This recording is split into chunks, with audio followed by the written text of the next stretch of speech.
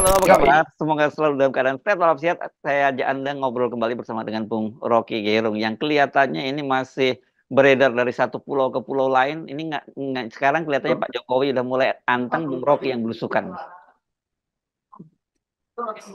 Ya, saya ada di Adonara. Ya. Jadi 15 menit nyebrang dari Larantuka pakai kapal. Karena Hmm. diundang untuk bercakap-cakap dengan kaum perempuan soal kehidupan mereka di sini. Dan anak-anak muda yang ingin meresmikan ada stadion kecil di Adonara. Jadi saya menyeberang untuk menggantikan fungsi dari pejabat-pejabat yang gagal diundang ke Adonara. Luar biasa sekali. Oke, tapi saya kira meskipun dari kejauhan ya Anda pasti terus mengikuti ya dari apa detik ke detik apa yang terjadi di Mahkamah Konstitusi dan kelihatannya ini kalau kemarin kan kita bahas ada semacam opsi bahwa Gibran aja yang kelihatannya harus di excluded gitu dari permainan. Ini kan yang kita tangkap dari pernyataan 01 sebelumnya. Tapi kelihatannya mereka sekarang tawarannya sudah mulai lebih naik lagi. Sekarang ini dua-duanya minta agar diskualifikasi ya paslon 02. Artinya Pak Prabowo juga masuk di situ dan tadi itu berlangsung juga bentrokan itu antara pendukung pro 02 dan juga yang anti 02.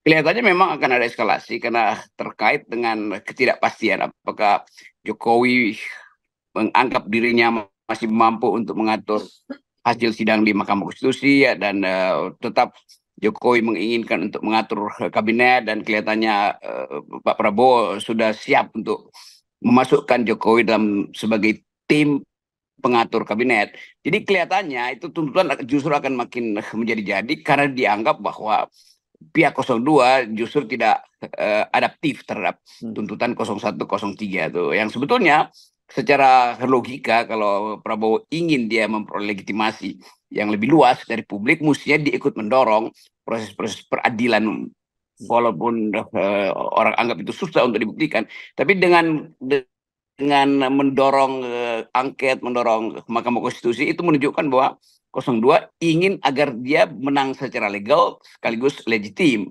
Tapi kelihatannya itu susah karena pasti akan dihalangi oleh Jokowi juga secara sistematis. Karena itu menyangkut nasib dari anaknya tuh. Jadi sebetulnya karena ada Gibran di situ, maka Jokowi akan turun tangan untuk ngatur-ngatur lagi ke Mahkamah Konstitusi. Dan itu akan menaikkan tuntutan 01 dan 03 justru supaya pemilunya sekalian aja dibatalin tuh. Ya, dan dari situ sebenarnya kita kan bisa membaca sinyal-sinyal yang terjadi di balik layar ya, karena kita pasti duga ada semacam katakanlah negosiasi-negosiasi politik di antara para elit politik kita itu ya, Bung Rocky. Sorry ya, di belakang layar pasti ada upaya untuk ya negosiasi sebetulnya tuh. Tetapi kalau peristiwa-peristiwa negosiasi itu menunjukkan arah yang terlalu menguntungkan pihak 02, tentu 0103 udah dapat poin karena bagaimanapun persidangan udah dimulai dan opini publik akan berpihak pada 0103 tuh. Jadi itu kesulitan mengandalkan dukungan Jokowi bahkan untuk menyusun kabinet. Jadi sekali lagi dianggap bahwa oh kalau begitu tidak mungkin ada negosiasi. Kalau nggak ada negosiasi lebih baik to be or not to be. Lebih baik tanpa beban meminta supaya seluruh proses pemilu dibatalkan.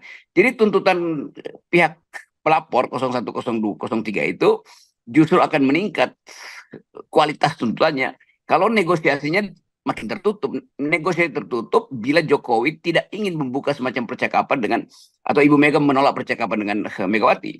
Mungkin Nasdem udah bercakap-cakap dengan Pak Prabowo atau udah ada courtesy call dengan Anies. Tetapi poinnya kan adalah mampu nggak Jokowi mencari cara untuk meminta Ibu Mega supaya jangan terlalu galak. Nah kelihatannya nggak mungkin itu. Jadi PDIP juga akhirnya akan menuntut secara lebih final dan itu pasti akan diikuti oleh Anies. Karena ini terhubung juga dengan kemampuan PDIP atau kapasitas PDIP untuk memulai persidangan politik dalam bentuk hak angket di DPR. Ya, oke. Dan kalau kita lihat ya, Bung Rocky ini sinyal-sinyal yang diberikan oleh Gerindra pun menyatakan Pak Jokowi itu akan semakin sangat berperan gitu dalam pembentukan kabinet dan itu artinya dengan cara begitu ya Pak Jokowi bagaimanapun akan menghalangi proses yang terjadi di Mahkamah Konstitusi. Ya, jadi itu dasarnya begitu. Jadi kalau Jokowi hendak menghalangi, itu artinya dia ingin mengatur kabinet. Sebab kalau ini diloloskan di Mahkamah Konstitusi, fungsi Jokowi juga hilang kan. Walaupun yang dituntut adalah Gibran, tetapi misalnya nih yang diminta adalah menghilangkan faktor Gibran bila ada pemilu ulang, tapi itu artinya menggerogoti kapasitas Jokowi untuk mengatur politik. Jadi Jokowi kira-kira hendak menghalangi itu supaya satu paket bahwa Mahkamah Konstitusi akan diatur supaya tidak mampu untuk membuktikan adanya atau tidak mampu memutuskan adanya kecurangan, lalu Jokowi punya kemampuan lebih untuk menekan Prabowo bahwa dia berhasil menghentikan proses hukum di Mahkamah Konstitusi. Karena itu sebaliknya dia minta supaya dia ikut mengatur isi kabinet Prabowo nanti. Apalagi kalau dia bisa menghentikan hak angket, maka dia akan tambah lagi kemampuan tekan dia pada Prabowo, dan itu akan memungkinkan pecah lagi pembagian kursi di kabinet kan. Kan ini semua mengandalkan kalau Jokowi non faktor di situ, maka lebih enak untuk mengatur pembagian kursi di kabinet kan. Nah, karena portofolio terbatas dan seandainya Jokowi menang dalam menyingkirkan faktor kecurangan dan menang dalam menahan angket, maka Jokowi punya poin untuk mengatur Prabowo. Jadi kira-kira papan caturnya di situ. Oke, tapi justru situasi semacam ini kan akan membuat situasi para paslon atau bukan paslon, saya partai-partai mendukung Prabowo kan merasa tidak nyaman. Bagaimanapun juga kan mereka berharap dengan bergabung dengan Prabowo itu tentu dealnya ya dengan Prabowo gitu ya, bukan lagi dengan Pak Jokowi. Misalnya kan sekarang Prabowo tadi malam ini tadi diundang baru buka puasa bersama dengan Demokrat, sebelumnya dengan PAN, dan di PAN malah seperti memberikan sinyal bahwa kelihatannya kalau PAN minta X nanti akan diberi lebih dari X. Tapi saya kira mungkin apa yang disampaikan janji-janji Prabowo bisa tidak terpenuhi ketika tersandera kepentingan Pak Jokowi, karena Pak Jokowi pasti ingin menempatkan sebanyak mungkin orang-orang yang di situ gitu. Jadi coba kita hitung dilema Prabowo ya. Seandainya Prabowo dimenangkan di Mahkamah Konstitusi, itu akan diklaim oleh Jokowi sebagai hasil negosiasi dia dengan hakim-hakim Mahkamah Konstitusi kan. Ya. Itu artinya Jokowi akan beritahu pada publik, saya berhasil untuk kedua kalinya menahan proses pembuktian di Mahkamah Konstitusi. Karena itu saya akan minta supaya jatah saya dapat. Jatah saya beda dengan jatah Gibran. Gibran mungkin minta 2, Jokowi minta 3 atau sebaliknya. Tetapi Jokowi akan tunjukkan bahwa dia berhasil membela lagi Prabowo. Nah, Prabowo akan sulit, walaupun sebetulnya akibatnya buruk bagi Prabowo. Tapi Prabowo tetap negosiasi lagi dengan Jokowi. Nah, tindak berikutnya, Jokowi akan membuktikan bahwa dia berhasil menahan hak angket dengan membujuk Nasdem dan PKB misalnya.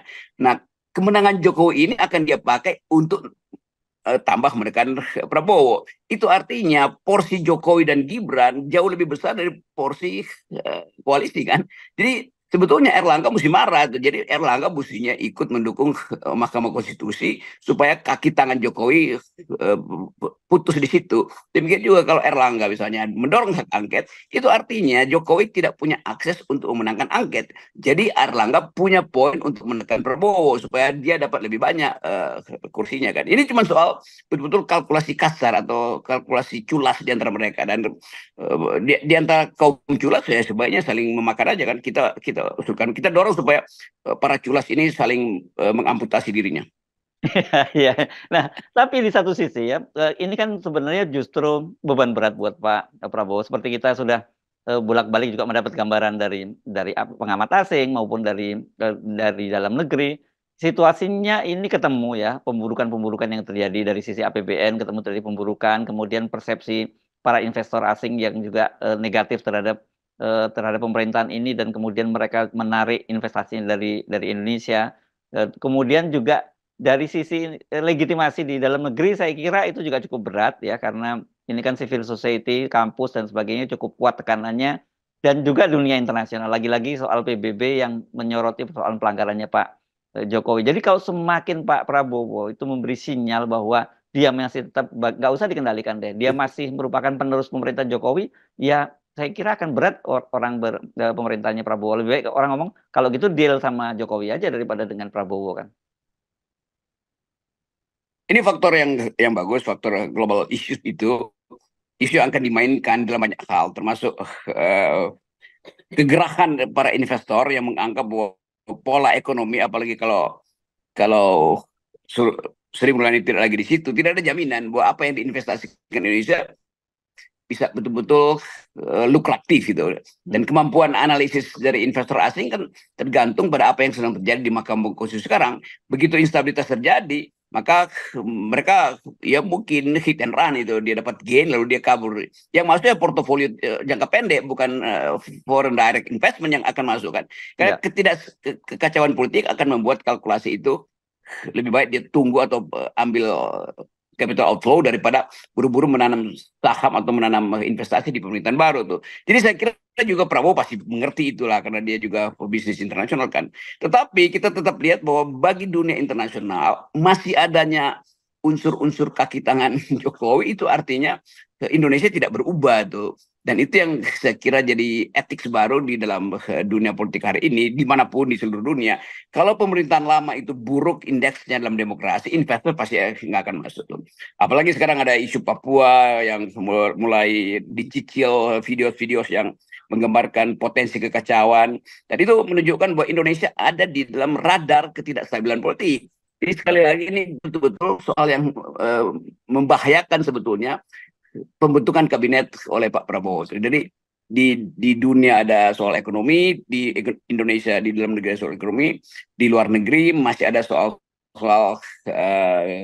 diplomasi HAM yang gagal dipastikan oleh Jokowi hari-hari ini, terutama soal Papua.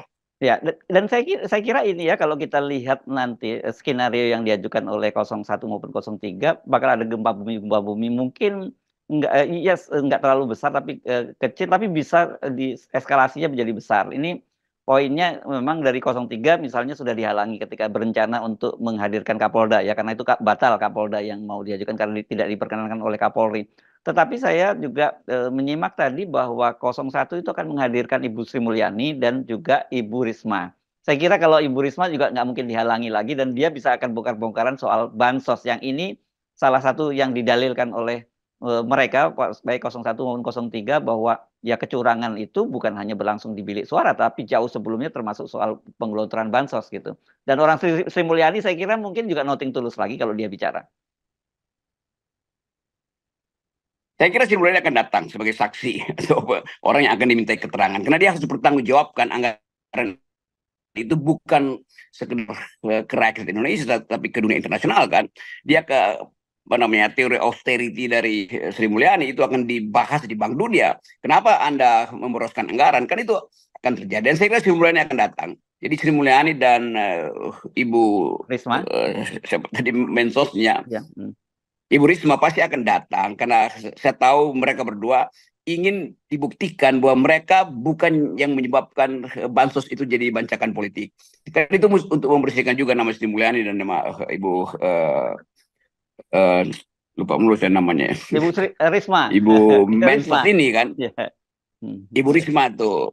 Nah kalau dua perempuan yang dianggap berbahaya ini bicara, itu Megawati akan dapat boosting energi untuk meneruskan hak angket tuh. Jadi kita dorong juga Sri Mulyani dan Ibu Risma untuk datang ke Mahkamah Konstitusi memberi keterangan, terutama dalil yang dipakai oleh 01 bahwa bansos itu memang dia bukan dalam rangka untuk atau dipergunakan untuk kepentingan Jokowi itu. Dan itu pentingnya kita baca apa sinyal nanti Bank Dunia atau IMF tentang pemborosan anggaran selama masa kampanye ini, bukan pemborosan selama masa Covid, tapi selama masa kampanye ini. Jadi sekali lagi akan ada 3 perempuan yang akan menuntun perubahan politik kalau serius dibicarakan di Mahkamah Konstitusi, yaitu Sri Mulyani, Ibu Risma dan Megawati sendiri tuh. Nah saya menghitung lebih cepat bahwa Megawati dalam minggu ini akan dapat semacam energi baru untuk memulai proses angket yang tadinya kemarin ragu-ragu. Jadi PDIP saya kira to be or not to be untuk memulai pemeriksaan atau pengadilan politik terhadap kebijakan Jokowi. Ya, saya kira kendati mungkin secara kalkulasi jumlah kursi di parlemen sangat mungkin hak angket itu gagal ya Bung Rocky, karena untuk mencapai 50+1 di bidang paripurna. Tapi saya kira kendati gagal, kalau mereka memulainya kan publik mendapat sinyal dari mereka ya, bukan soal gagal atau tidak, tapi bagaimana keseriusan mereka seperti yang dinilai oleh publik kan. Benar. jadi justru karena problem kita hari ini adalah upaya untuk membenahi demokrasi, institusi demokrasi, maka angket itu memang targetnya bukan lagi menang atau tidak menang, tetapi memulai kembali satu upaya untuk membangun tiang-tiang demokrasi yang dipatahkan oleh Jokowi. Jadi publik sebetulnya menunggu lebih dari sekedar menang apa tidak menang. Karena publik, terutama anak-anak muda ini yang menuntut angket itu kan 62% sebetulnya adalah kelas menengah tuh, dan kelas menengah menginginkan ada kepastian bahwa kalaupun tidak menang tapi demokrasi jangan dihalangi itu, karena demokrasi tetap sinyal untuk kompetisi fair baik secara politik maupun dalam market kan. Jadi kelihatannya Ibu Mega akan memperhatikan itu, dan karena itu bukan sekedar kita yakin tapi kita dorong Megawati untuk ambil kesempatan ini sebagai momentum supaya dia akan diingat sebagai ibu atau ketua partai yang tidak pernah melupakan janji demokrasi yang dia mulai justru dari zaman reformasi. Yes, oke. Baik, terima kasih Bung Rocky ya. Kita tunggu perkembangannya. Dan ini saya kira prosesnya akan panjang karena tanggal 27 sampai tanggal 22 April nantinya itu sidang di Mahkamah Konstitusi. Ya, oke, kita mesti menyaksikan drama-drama yang akan berlangsung di gedung Mahkamah Konstitusi. Buat kita posisinya tetap kita nolkan semua serangan ya. Yes. 0%. Oke.